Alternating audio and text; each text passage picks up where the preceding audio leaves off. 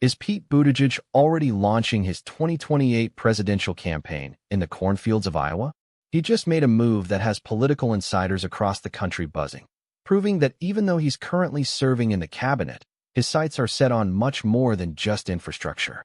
He is returning to the state that made him a national star, but this time, he's not just shaking hands as drawing a line in the sand and picking a fight with some of the most powerful names in his own party.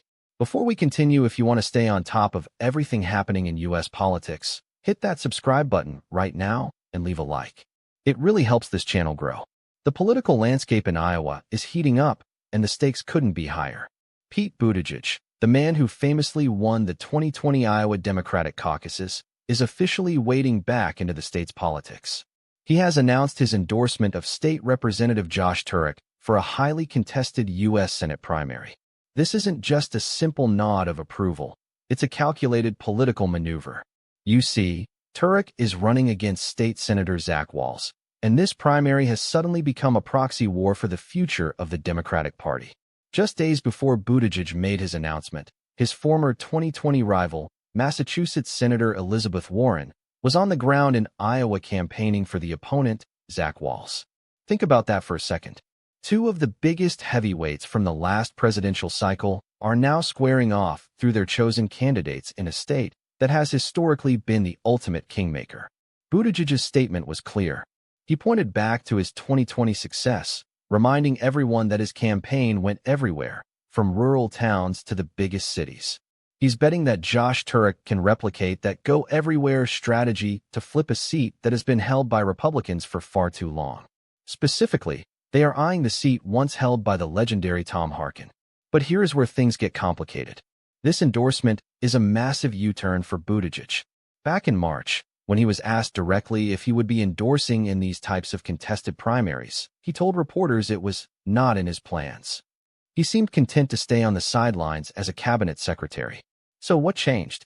Why did he decide to break that neutrality now? To understand that, we have to look at who is standing behind the curtain. This isn't just an endorsement, it's a reunion. The political machinery that powered Pete's 2020 rise is being rebuilt right before our eyes. Turek's campaign is being advised by Chris Maher, Buttigieg's former national press secretary. On top of that, legendary strategist Lee Smith and former aide Matt Corradani are involved through a new group called The Bench. This is a sophisticated operation designed to elevate specific types of Democrats, the kind of Democrats who align with the Buttigieg brand of politics.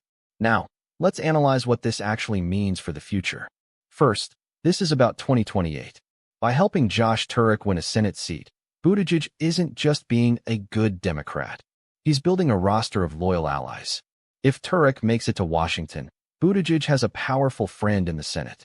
If he helps other candidates through The Bench, he creates a nationwide network of officials who owe their success to his support. In the world of high-stakes politics, loyalty is the ultimate currency, and Pete is currently filling his bank account. However, this move is not without significant risk.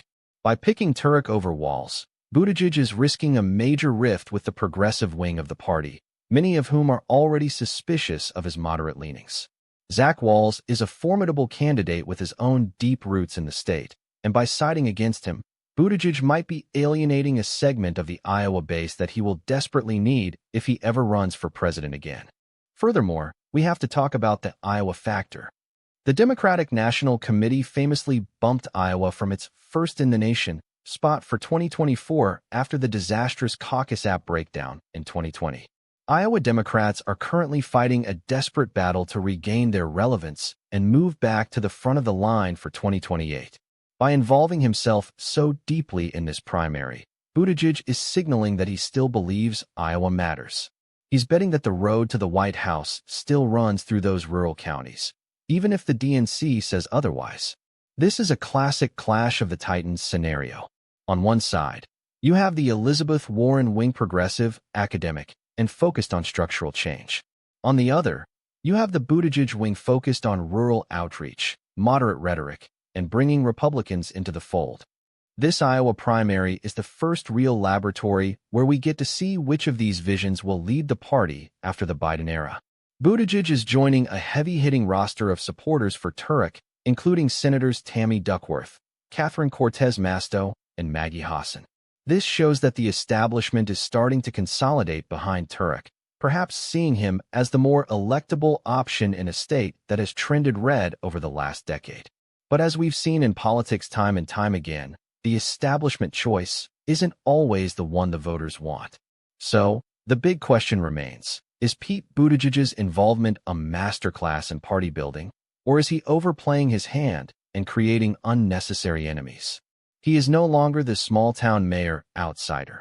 He is a power player in Washington, and every move he makes is now scrutinized through the lens of his future ambitions. Iowa made him once, will it make him again, or will this endorsement backfire? So what do you think about this? Is Pete Buttigieg right to pick sides in this primary, or should he have stayed neutral like he promised? Does this move make you more or less likely to support him in a future presidential run? Drop your opinion in the comments below. I read every single one. The battle for the soul of the Democratic Party is no longer a hypothetical discussion. It is happening right now in the primary races of 2026. As Buttigieg and Warren face off through their proxies, the results in Iowa will tell us everything we need to know about where this country is heading next. Keep your eyes on this race, because the consequences will be felt far beyond the borders of the Hawkeye State. This is a developing story, and we will be here to cover every twist and turn. Thank you for watching.